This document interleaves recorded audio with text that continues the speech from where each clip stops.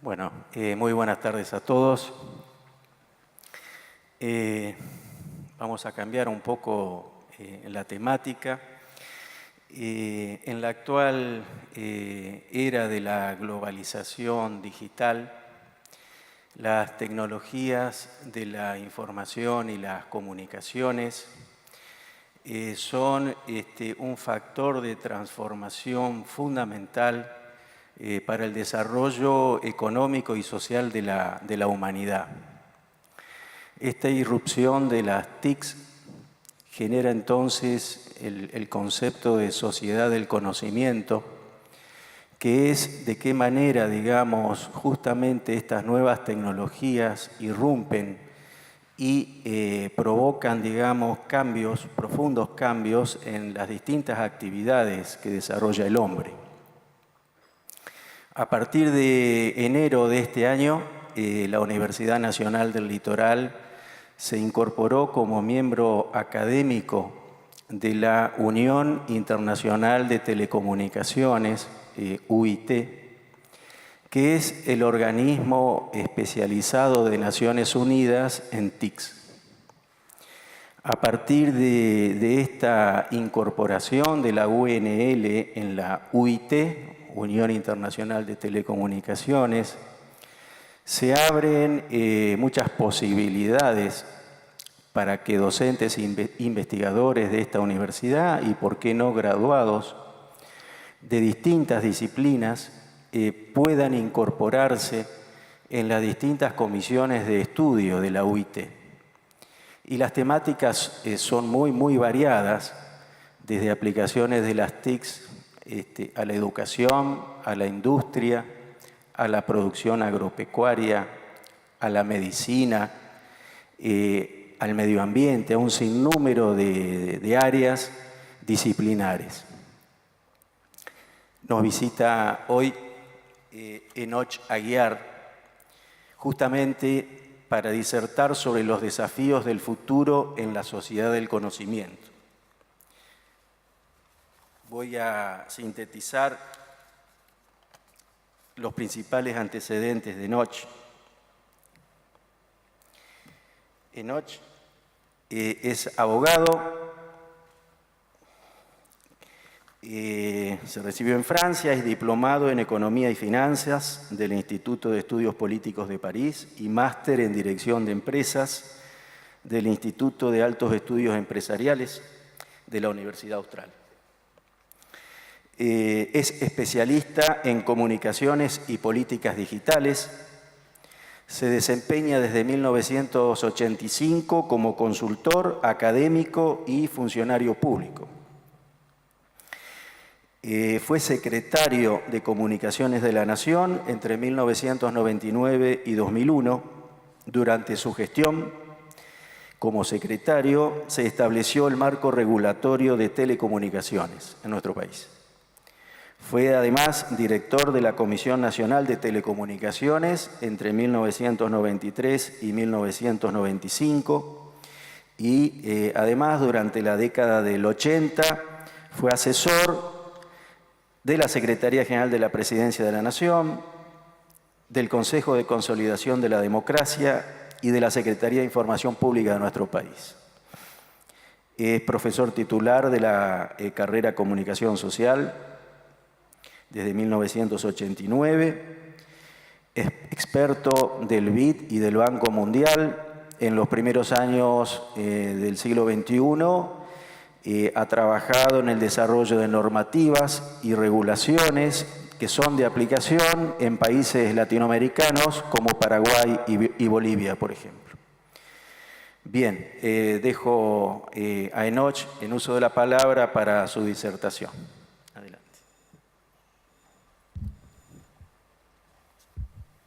Bueno, muy buenas tardes. Gracias por la invitación, gracias por la demasiado generosa presentación. Ustedes saben que no es un currículum vitae, es un ridiculum vitae. Todo lo que ya pasó y ya no importa porque el desafío siempre es nuevo. Todo lo que pasó ya está, ¿no? Lo que importa es renovarse y volver a crecer. Vamos a hablar justamente de eso. Somos los ciudadanos somos los primeros ciudadanos en el mundo que están cambiando de era y que son conscientes, que pueden ser conscientes de ese cambio.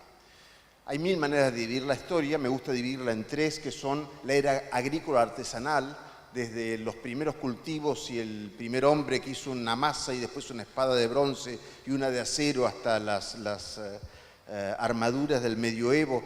Durante todo ese periodo lo que importó era la posesión de riquezas de la tierra, las artesanías, joyas, etc. Después vino otra era, la sociedad industrial, que llevó 150 años de desarrollo. Cuando ya la sociedad industrial terminaba de desarrollarse, se sabía que no era industrial, que era otra cosa. Entonces, algunos individuos muy esclarecidos le dieron el nombre. No era la sociedad atómica ni la sociedad espacial, dijeron, va a ser la sociedad postindustrial.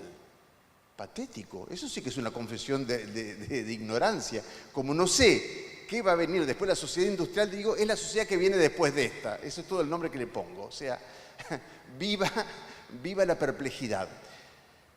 Algún sociólogo catalán, Manuel Castells y otros, empezaron a hablar de sociedad de la información.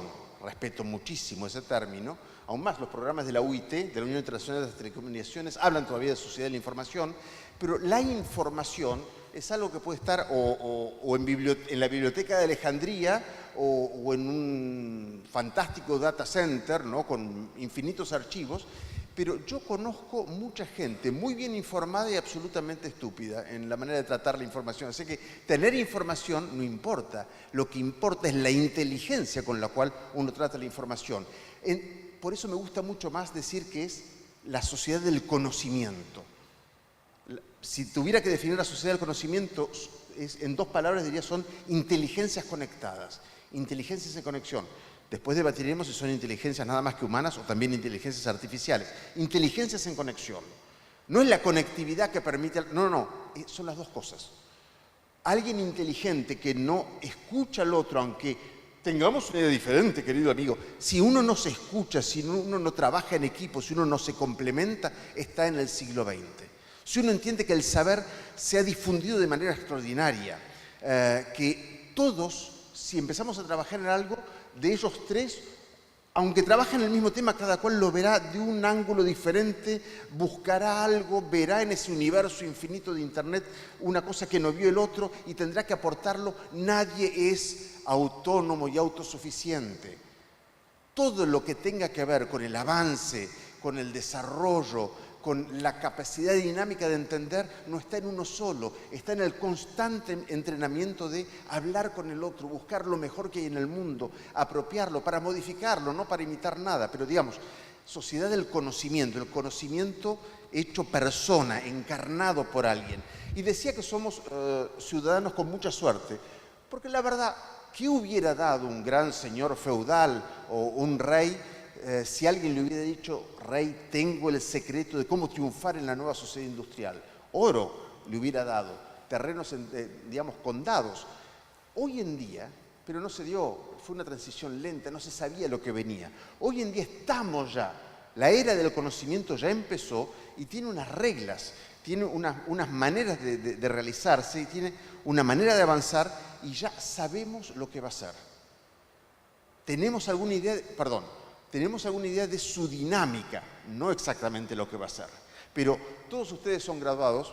Yo me conforto diciendo que yo también soy graduado. Claro, un poquito más lejano, ¿no? Pero también soy graduado. ¿Cómo van a ser los próximos 10 años de la vida profesional de los que estamos acá? Bueno, más o menos lo podemos decir. ¿20? ¿Quién se anima a decir cómo va a ser la profesión que he elegido de aquí a 20 años? 30, no sabemos nada, absolutamente nada. Entonces, ¿qué pasó? ¿Cómo empezó esto de la era del conocimiento? Porque al ver las razones, podemos entender cómo insertarnos en esa mecánica extraordinaria. Hace mucho tiempo hubiera dicho que esto empezó con Internet y las compus. No. Investigando más, no. Estudié la evolución de la educación superior en el mundo. Ustedes saben que en 1970, hace 50 años, medio siglo, buen punto para tomar referencia ahora, había no en América Latina, no, en el mundo todo, como dicen a veces las maestras de escuelas que ponen todo al final para que quede bonito, en el mundo todo, a lo ancho y a lo largo del mundo todo, había 26 millones de estudiantes universitarios, no de graduados, de estudiantes. Unos 220.000 en Argentina, que era un porcentaje muy alto. Después fue creciendo. Si uno ve las estadísticas, el 70, en el 80 se habían más que duplicado, estaban en 40, 60, siguieron subiendo. Hoy en día aparentemente estamos en alguna cifra entre 150 y 200 millones y de aquí a unos 15 añitos deberían ser 500 millones los graduados. Esto es una cosa extraordinaria. Nunca jamás hubo tanto conocimiento distribuido en el mundo, hubo tantas mentes nuevas que vienen a aportar toda su capacidad y después ustedes, que ya se recibieron, que ya están allí. La capacidad de ustedes, me han dicho, es extraordinaria, pero voy a hablar de los demás, ¿no? Pero bueno. Entonces, lo que hubo es lo que podríamos llamar una silenciosa revolución educativa. Después, a fines de la Segunda Guerra Mundial, cuando se terminaron las épocas de carestía y todo esto en la década del 60, los padres dijeron, yo quiero, mi hijo el doctor, yo quiero que se reciba, yo quiero que estudie. Y hubo el crecimiento universitario más grande que hemos tenido. Eso fue eso fue con regla, lápiz y libro. Pero cuando las tecnologías vienen, aceleran esto. Entonces, primera cosa, silenciosa revolución educativa, el número más grande de gente que funciona a través de su intelecto generando nuevas ideas que nunca jamás ha tenido la humanidad. Dos, aumentan los contenidos, claro. Lo conocido se multiplica. Un sociólogo chileno hizo alguna vez un estudio que me pareció muy interesante, que era decir, si el conocimiento humano en el año 0 de nuestra era era 1, ¿cuánto tiempo tardó en duplicarse? Contando, no los poemas, pero fundamentalmente las matemáticas, la biología, las ciencias más duras que son más analizables, ¿no? Bueno, en Roma ya estaba el Coliseo, el Circo Máximo, ya tenían hidráulica, sabían bastante en la Roma antigua. Aún más, viene el medioevo y se cae el conocimiento, estaban por debajo del conocimiento de los romanos. El Renacimiento justamente volver a reencontrarse con el nivel casi en todo que tenían los romanos.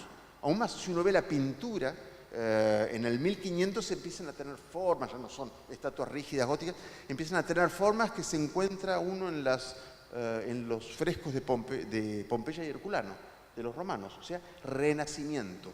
Según este cálculo, se multiplicó, pasamos de conocer 1 a 2, duplicamos los conocimientos en el año 1750.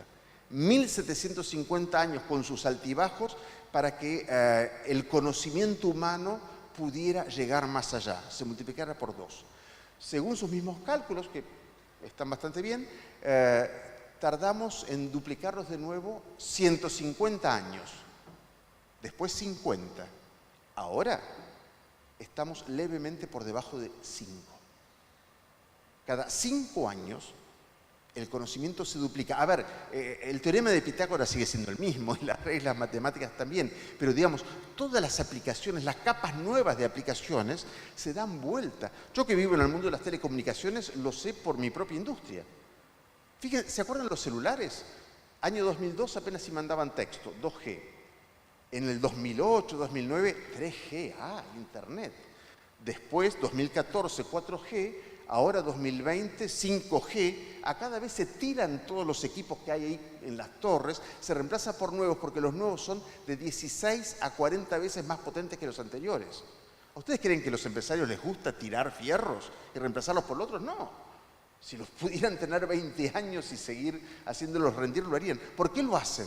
Porque lo nuevo es tanto más potente. Bueno, ese cambio es permanente. Entonces, tenemos la silenciosa revolución educativa primero, el crecimiento brutal de lo conocido, de aquello por aprender, su dinámica, todos esos cerebros juntos, los que entran y los que están, generan un saber cada vez más potente. Y ahí sí ayuda la electrónica.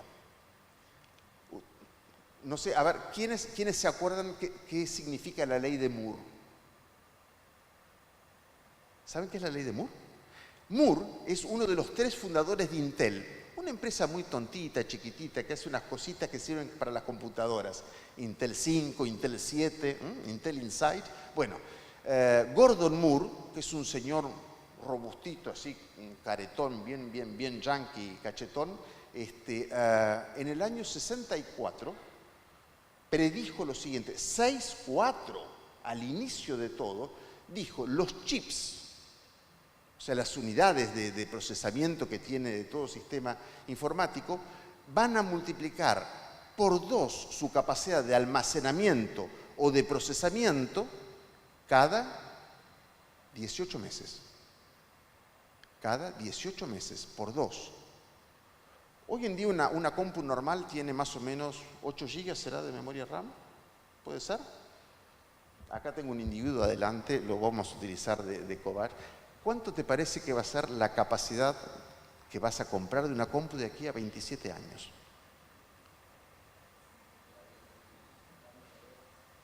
Habría que ir multiplicando. Bueno, la multiplicación da 1 millón de gigas. De 500.000 a 1 millón de gigas. Ustedes dirán, lo llevaron a almorzar y lo emborracharon. Ella es testigo de que tomé 2 Sprites. Esto ya pasó, esto ya pasó.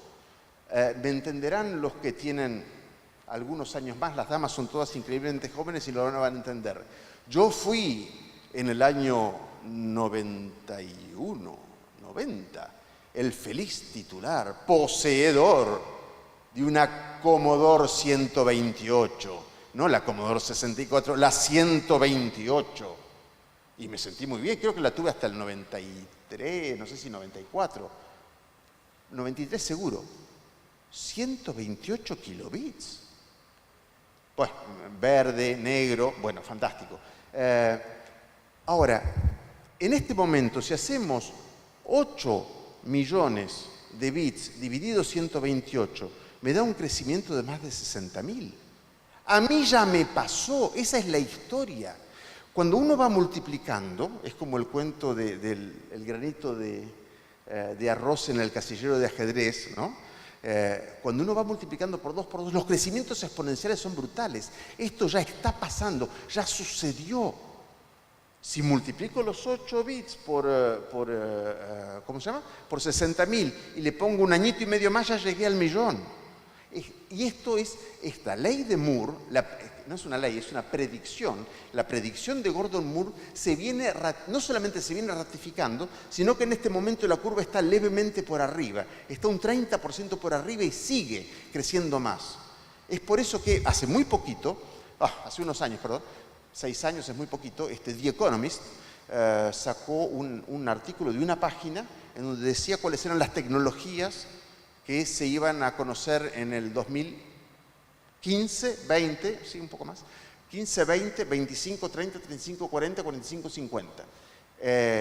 Las primeras 5, más de lo mismo. Las otras 5, que serían donde estamos ahora, parecido pero complicado.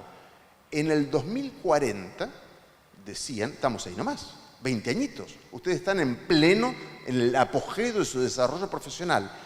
Si uno no ve una persona, y olvidémonos del holograma por un instante, hablando con alguien, es muy difícil saber si estoy hablando con alguien de verdad o con un cerebro extraordinario que me habla con el acento de mi barrio. También puede hablar con el acento del barrio chino de Chun Chun porque lo tiene almacenado en su memoria. Decía, en el 2050 es imposible distinguir un diálogo con inteligencia artificial, con una computadora o con otro. Y se terminó. The Economist no se animó a predecir más nada y lo que estaba diciendo es, ya no sé más. Hasta el 2040 puedo decir algo, después no sé más. La ley de Moore se sigue dando. Esto es como una dinámica que cambia. ¿Qué son los chips? Almacenadores, procesadores de conocimiento. Es como si hubiéramos tenido antes un buey para correr una piedra de conocimiento, después un tractor y ahora tenemos cohetes nucleares. O sea, estamos transportando y tratando mucho más conocimiento que antes. Ideas que antes la gente tenía. ¿Qué pasa si yo buscara, investigara? Todo eso se puede procesar, ¿no? con supercomputación, por ejemplo, y llegar a resultados extraordinarios en muy poquito tiempo. Bueno, de eso se trata el Big Data, tema que seguramente va a emplear a más de uno acá a futuro. Entonces, silenciosa revolución educativa, crecimiento de los contenidos, y esto que venía dado por el afán de saber de la humanidad simplemente, se hubiera dado aunque no hubiera habido electrónica, se ve acelerado, potenciado, tiene un rebencazo brutal para que salga todo de galope por la informática que nos pone en un crecimiento exponencial. Aún más, esto cambió las reglas de la economía. ¿Hay economistas por acá? Ah, por allá. Seguramente has estudiado todo acerca de los crecimientos marginales, ¿no? O sea, es lo propio. Sin embargo, en la economía de Internet, los crecimientos son exponenciales, todos, justamente por esto que estamos diciendo, por la ley de Moore. Es por eso que se cerraron los blockbusters o existe Spotify o Mercado Libre en este momento. Una plataforma vale más que YPF, vale 2 veces YPF. Hoy en día los bits valen más que los átomos y además los bits son los que controlan a los átomos. ¿Ustedes dónde quieren estar? ¿Entre los controlados o entre los controladores? El bit es el que controla. Bien, esto ya nos va dando pistas. Además, como todo esto empieza a ser público y potente, se desarrolla lo que yo llamaría una guerra del conocimiento. ¿Por qué? Les doy el porqué de este análisis. Los Estados Unidos tienen más o menos 300 millones de habitantes y se están graduando por año unos 280.000 a 320.000 ingenieros. Se hacen la relación, se gradúa por año un ingeniero cada 1.000 habitantes. Es relativamente sencillo dividir el uno por el otro. China e India, hasta el año 2006, son muchos más, son 2.600 millones casi, graduaban 1 millón de ingenieros por año. Esto es muy fuerte. Ojo, no eran titulitos cualquiera. Digamos, el comunismo chino puesto en lo académico es durísimo, la gente, y en Japón se suicidan. O sea, es difícil estudiar y graduarse en China. Estuve hace no mucho tiempo, unos años, con 2 ingenieras chinas de una empresa de equipos de celulares que no es ni Huawei ni ZTE, sino una que está nada más que en el mercado interno chino, Datang, que venían a ver si podían vender equipos justamente para celulares acá. Y me preguntaron cuántas torres celulares, ¿no?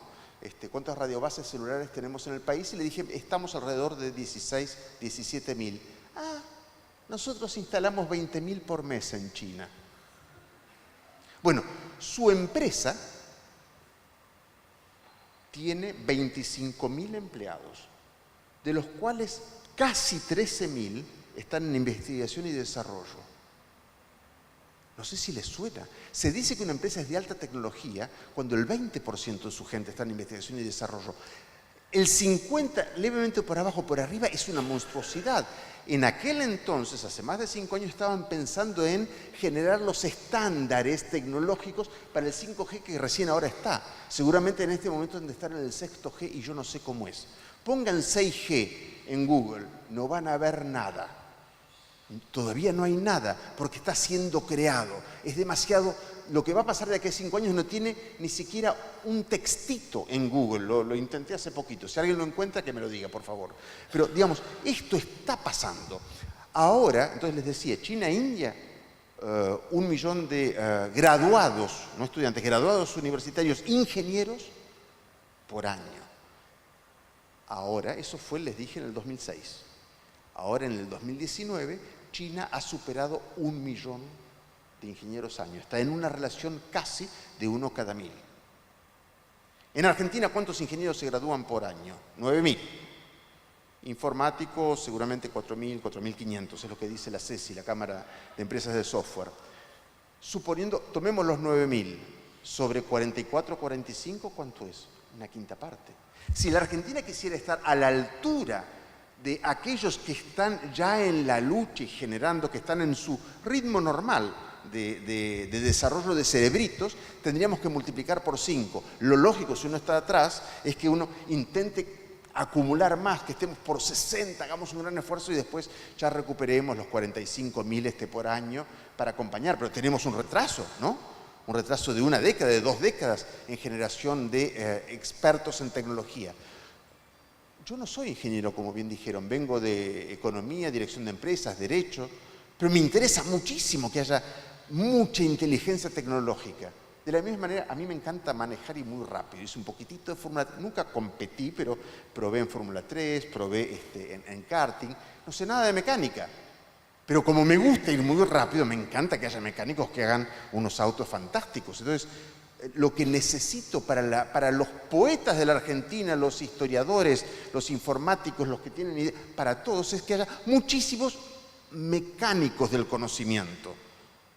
O sea, que haya mucha gente con una extraordinaria capacidad de decir lo que vos decís tiene una aplicación, tiene una posibilidad. Yo te lo compagino para que pueda ser. Entonces, el casamiento del futuro, no digo con quién se tienen que casar, pero digo, el casamiento laboral del futuro, si son de las ciencias duras, si están en informática, ingeniería, etc., alíense con alguien que esté en los contenidos, en los porqués de esa tecnología, en el uso de esa tecnología. Si están del otro lado, armen equipos con tecnólogos informáticos porque les van a dar, son como las alas de Hermes, el dios griego de las comunicaciones que le permitían volar. La tecnología nos da alas. La tecnología sin el sentido para ser usada no es interesante. Uno simplemente hace tecnología para otros que te piden que hagas tecnología porque ellos descubren el porqué. Entonces, los emprendimientos, los startups, las ideas potentes del futuro se dan en esa interacción, en ese casamiento permanente entre tecnólogos y soñadores de aplicaciones que hasta ayer eran imposibles y mañana se hacen posibles, y alguien me dice cómo instrumentarlo y vamos el uno aprendiendo del otro hasta que el que es más tecnólogo empieza a tener visiones de sentido de, y el que no entendía nada ya se familiariza cada vez más con el ámbito que está y terminan armando un equipo sinérgico que se va potenciando, en donde ninguno es más importante que el otro porque la tecnología va con su sentido de manera permanente, no tiene una aplicación social, un desarrollo comercial, lo que ustedes quieran, pero tecnología aplicada a un proceso social, eso es lo que gana. Bueno, entonces les decía, guerra del conocimiento. Los Estados Unidos estaban en eso, China creció. Lo que no les dije es por qué creció. Porque en el año 2000, 2002, no tenían eso. El presupuesto que le dedicaba China a la educación superior, a la universidad, sintetizando, era del 1% de su Producto Bruto. En Argentina estamos, nunca sabemos los porcentajes exactos, pero estamos alrededor del 0,8, 0,7, 0,8. Brasil está parecido en un 1, España en un 1,2. Los Estados Unidos estaban en 3,2, me parece. China estaba en un 1.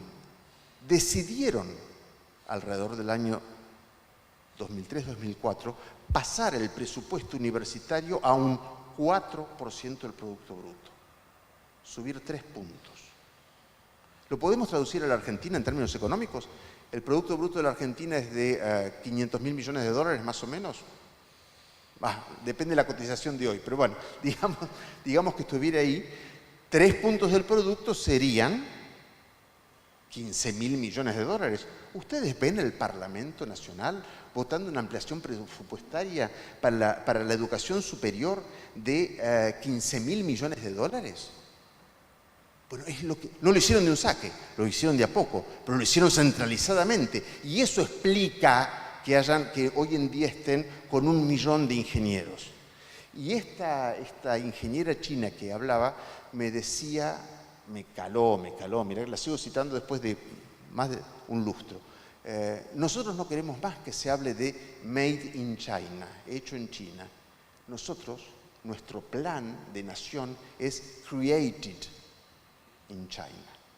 Creado, ideado, pensado desde China. Ya no estamos más en esa época. Estamos pasando. Lo que queremos es inteligencia agregada, estar en la esencia del cambio, no en limitación, no hacer mejor lo que los otros diseñaron. Que fue un modelo de Japón de crecimiento en algún momento, con los Panasonic y todo eso. Bueno, ellos están en Created in China. le están dedicando todo el esfuerzo, le están dedicando, ojo, 3 puntos del presupuesto chino no son 15.000 millones de dólares, es un poco más, ha de ser como unas 70 veces eso, es lo que le están dedicando. Esto, y no estoy acá para hablar de políticas públicas también, pero estoy hablando a graduados, a personas que ya tengo el título, ya estoy acá, después de estos esfuerzos, inclínense ante mí que soy ingeniero licenciada, ¿no? Y durante un tiempecito por ahí dicen, no estudio más, basta de esos profes plomos como el que tienen enfrente, ¿no? Quiero lanzarme a la vida laboral. Lo que les digo es, tómense un año sabático, 2 como mucho, e inmediatamente después hagan una maestría, un posgrado, y después otro, y después otro, y después otro. No dejen nunca de estudiar. Hay una técnica para estudiar siempre sin tener que anotarse con muchos posgrados, que es ser profe. Porque el profe tiene que estudiar todo el tiempo, entonces ser profe de las materias que a uno le gustan hace que uno termine aprendiendo hasta lo que no sabe, ¿no? Entonces la carrera docente es a la vez enormemente generosa, es bellamente generosa y es enormemente egoísta. Porque uno está constantemente con ideas nuevas, sometido a nuevos desafíos y con posibilidad de crecer. Si de acá nos salen 10 nuevos ayudantes de cátedras, me corto un pie. Bueno, pero en serio. Ahora, lo que queda claro es que si crece lo conocido, si crecen los que conocen, si la tecnología insta que haya cada vez más ideas circulando y capacidad de utilizarlas y manipularlas, si los estados están invirtiendo más en educación que en fuerzas armadas en algunos casos, es que el paradigma cambió, es que estamos en otro mundo. Y allí ya no son los países. Una cosa importante que tenía para decir es que sí, ahí les dije China, Estados Unidos. Ahora, hablemos de software, ¿no? Ustedes saben que Bangalore, que es una ciudad de la India, se dice que es la capital del software mundial, de los servicios informáticos. Bangalore en el año 92 no tenía nada. Decidieron un plan que trabajaba sobre lo que acá llamamos el triángulo de Sábato, que ustedes conocen bien, Universidad de Investigación Empresa con políticas públicas que lo articulan, y la universidad se puso en contacto con consejos de empresarios para ver de rediseñar carreras a efectos de apropiar lo más posible las nuevas tecnologías. Hicieron un programa público de algunas desgrabaciones para que se instalaran empresas grandes, que al principio llegaron y tuvieron el efecto de las líderes. Fueron las grandes, las Cisco, fueron allá. Las empresitas de Bangalore no sabían de esto, pero los indios que fueron tomados aprendieron y empezaron a crear sus propias empresas, o fueron a empresas grandes como Tata, que era de industria, a decirles, este desarrollo de software es posible. Bueno, Bangalore tenía 4 o 5 millones de habitantes, hoy tiene 7. 1 millón de personas prácticamente trabaja en temas de software y servicios informáticos, y una empresa como Tata ha superado el 500.000 de empleados mundiales dedicados al software. En el año 90 no tenía nada. Hoy en día Bangalore es la patria mundial de la informática y de los servicios informáticos. ¿Cuándo lo empezaron? Hace no tanto, hace 18 años. Saben que en el año 2000 tuve la suerte de conocer pasaba por Buenos Aires, un indio que supe que era uno de los que había pensado el desarrollo de Bangalore. Entonces dije, qué fantástico, con algunos amigos lo invitamos a comer en un muy buen restaurante, Tomo Uno, excelente, ¿no? No sé para qué lo hicimos, porque después perdió nada más que verdura, digamos, cruda. O sea que nosotros gastamos plata en nuestra propia comida, pero el indio, nada. Y yo quise hacer una pregunta inteligente. Le voy a hacer, No hay nada peor. Uno pasa unos papelones.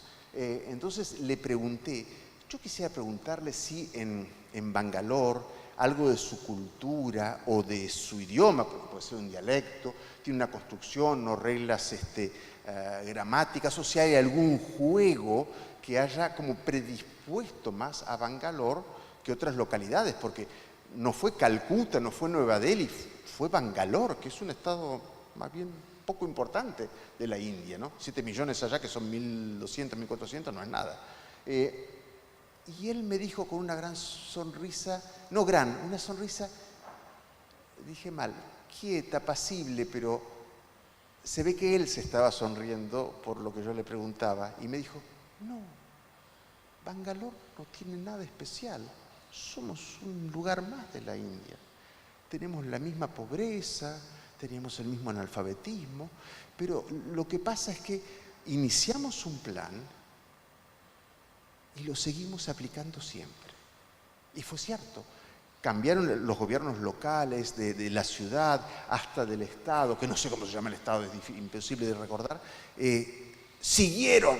Lo que me dijo es: argentinito, no se trata de ser inteligente o de tener algo especial, se trata de ser perseverante y coherente. Entonces, una de las cosas que aprendimos es que no son los estados los que logran cosas por lo general. Lo logró Bangalore. En España lo logró Barcelona.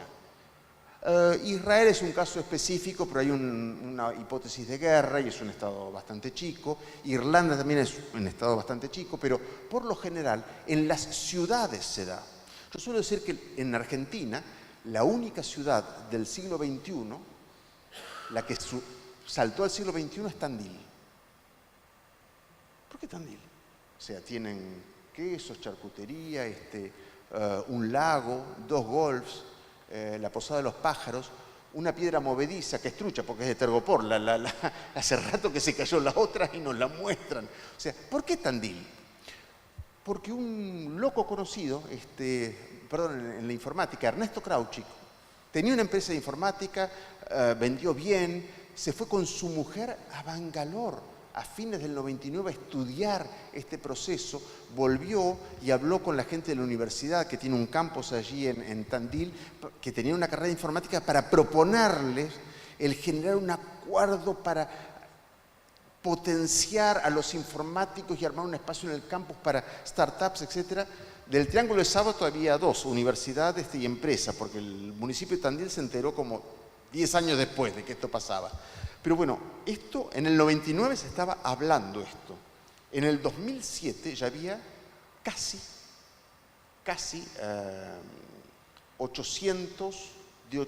unos 800 informáticos trabajando en Tandil. Hoy en día son más de 2000 y pico. En una ciudad de 100.000 habitantes. Le cambió la vida. Hay otros colegios, se enseña de otra manera, porque cada uno de estos suele ser un grupo familiar. Es un montón lo que está pasando allí. Cuando la crisis del 2008, en el mundo inmobiliario y todo eso, que también fue crisis nuestra, los de Tandil, ¿qué hicieron? Seguían trabajando y ¿cómo exportaban su conocimiento? Un método de exportación muy difícil. Enter. Y pasaba el programa al mundo. O sea, no les importaba nada. Su mercado era mundial, no dependía de esto. Y el software es, cuando hay crisis hace falta software para analizar la crisis, o sea, siempre hace falta software, ¿no? Entonces Tandil fue la primera ciudad del siglo XXI. Comentábamos con el rector recién. Córdoba lanzó un plan hace mucho tiempo, de la Sota, que en paz descanse, había lanzado un plan de 10 medidas para el desarrollo del software en Córdoba. Ese año, por ejemplo, EDS, ¿ya estamos? Sí, bueno, se fue para allá, pero después las incumplió. Tuvo un éxito y después se cayó. Bueno, en definitiva, me están amenazando. Yo tenía para 2 horas y media más. Yo pensaba que esto era... No, el tema da para muchísimo. De acá se derivan políticas de Estado, efectivamente, de educación, inclusión, desarrollo de la nueva economía, legislación digital, gobierno electrónico y conectividad. 6 pilares para políticas que nos permitan alcanzar la sociedad del conocimiento. Pero no estamos para diseñar cosas. Tenemos que entenderlas, pero yo estoy hablando con ustedes, probablemente por primera y última vez en mi vida, si tienen suerte. Si no tienen suerte, hablaremos otra vez más. Pero ustedes están mirando su futuro. Van a vivir en ese futuro.